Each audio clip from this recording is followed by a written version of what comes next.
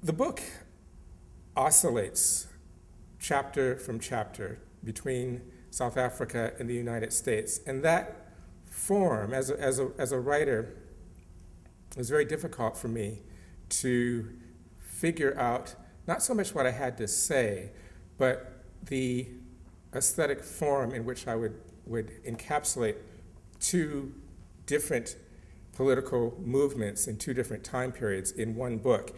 And again, I turned to political prisoners and political exiles. In this particular case, and I just have to say this, the architecture of the book was taken from an autobiography written by Assata Shakur, who some people, I see heads nodding. If you haven't read this autobiography, it is both a great work of political history and political analysis, but it's also a fine piece of literature. Assata Shakur was a member of the Black Panthers when she was at a community college in New York, and later joined the Black Liberation Army.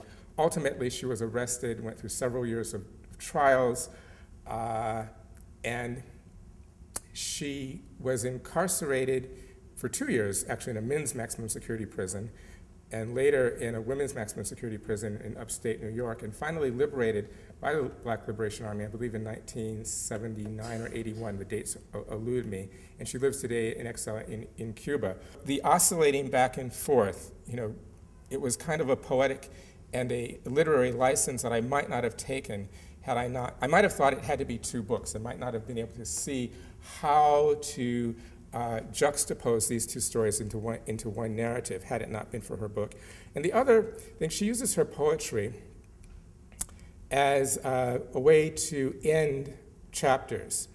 And because I'm an academic and no bounds to hubris and ego, instead of epigraphs, I use my poetry as a way to begin chapters.